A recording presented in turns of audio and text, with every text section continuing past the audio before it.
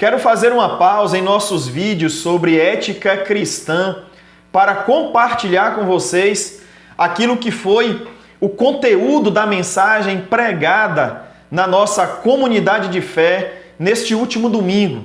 Pregamos com base no Evangelho de João, no capítulo 13, seus primeiros versos que tratam da ação humilde de Jesus em lavar os pés dos seus discípulos após a celebração da primeira ceia cristã.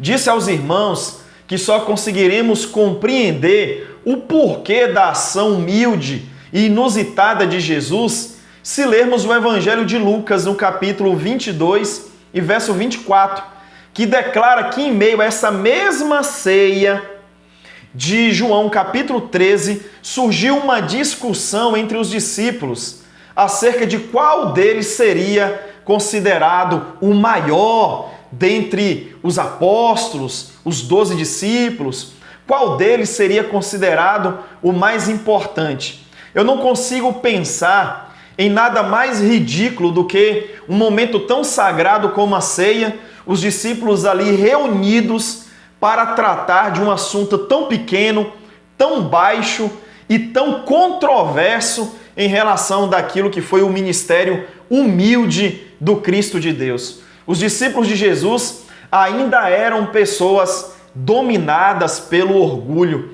Naquele dia, Jesus lavou os pés dos discípulos, visando também lavá-los do orgulho.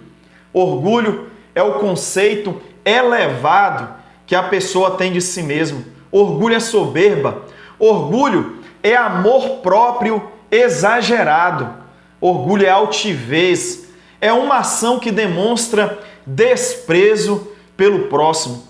Teologicamente falando, o orgulho é o pecado ante-Deus. É decidir viver a vida e tomar as suas decisões à parte de Deus. Orgulho é deixar de ouvir Deus para ouvir a serpente. É deixar de ouvir Deus para ouvir o próprio coração. O orgulhoso é aquele que não consegue ver o outro como imagem de Deus. O orgulhoso é aquele que não consegue entender que ele e os demais seres humanos vieram todos de uma mesma matéria-prima. Viemos todos do barro. Tem gente que acha que veio do ouro, que veio da prata, que veio do bronze. Mas não, viemos todos do pó, viemos todos do barro. C.S. Lewis chama o orgulho de pecado luciferiano, porque foi o pecado que Lúcifer ensinou à humanidade. Tomás de Aquino, por sua vez, ele vê o orgulho como pai de todos os pecados. O pecado do orgulho é responsável por nossos outros pecados. Por exemplo, provavelmente uma pessoa que guarda mágoa com muita facilidade é um orgulhoso. Certamente uma pessoa muito crítica, certamente ele convive primeiramente com o pecado do orgulho. O orgulho como responsável da falta de arrependimento, o orgulho como responsável pela falta de reconhecimento dos erros, pela falta de generosidade, pela falta de sensibilidade. Então eu concordo com Aquino, ele está certo. O orgulho é como uma galinha que debaixo dela choca a outros pecados. Então, quando você estiver orando, não apresente apenas aquele pecado. Talvez você deva apresentar também o pecado do orgulho, porque talvez o orgulho seja o pai dessa outra iniquidade. Queridos irmãos, mesmo sabendo Jesus que aquele tipo de ato significava um serviço absolutamente humilde e desprezível, mesmo assim, Jesus mudou as suas roupas, apanhou bacia, apanhou jarro e toalha, abaixou-se aos pés dos orgulhosos discípulos e começou ali a lavá-los. Interessante que a palavra grega para humildade significa abaixar, tornar pequeno.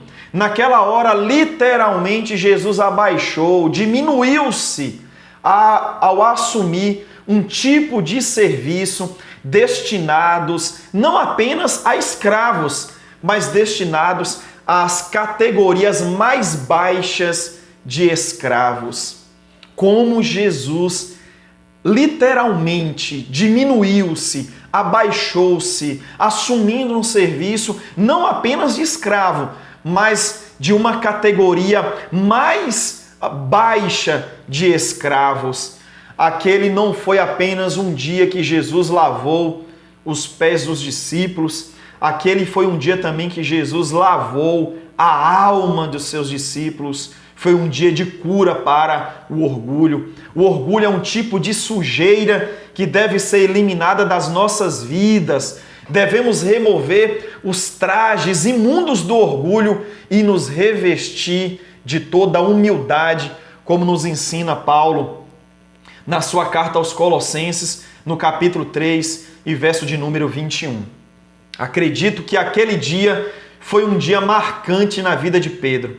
Eu imagino o seguinte: tempos depois, quando o Cristo já não estava mais entre eles, penso que anos depois, Pedro sendo, por exemplo, acometido de sentimentos orgulhosos, de palavras orgulhosas e de comportamentos orgulhosos.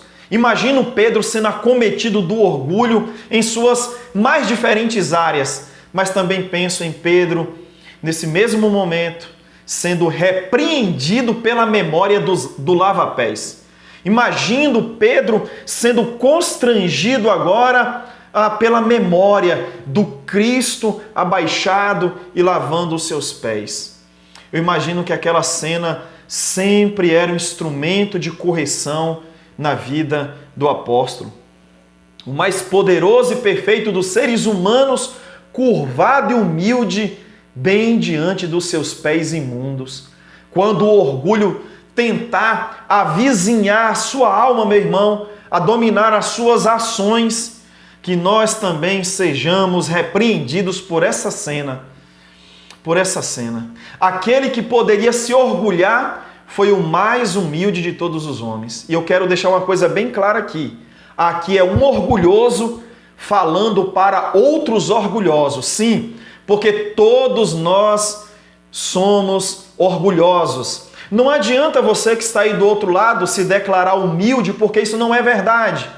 Todos nós carregamos o pecado do orgulho. A diferença entre eu e você é sobre o nosso nível de orgulho. Alguns mais orgulhosos, alguns menos orgulhosos, mas todos nós, em alguns momentos, dominados ou afetados pelo pecado do orgulho.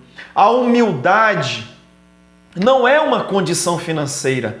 A humildade é uma condição da alma. A humildade não é se perceber inferior. A humildade é se perceber igual. O humilde é modesto, o humilde é simples, o humilde é desprovido de vaidades. Para muitos, ser humilde é ser alguém débil, fraco. No entanto, no reino de Deus, humildade é fonte de força.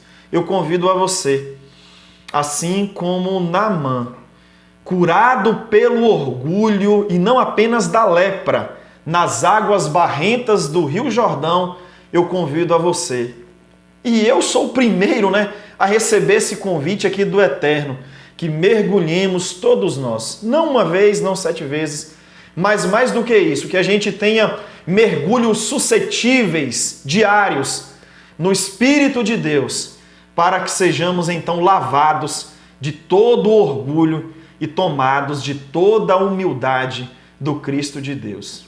É um orgulhoso falando para outros também em processo de libertação e de transformação diante desse perverso pecado que avizinha a nossa alma e não poucas vezes domina sentimentos, pensamentos, olhares, palavras e atitudes. Eu acredito e percebo isso, que as nossas igrejas, bem como as nossas pregações, tratam muito pouco desse grave pecado.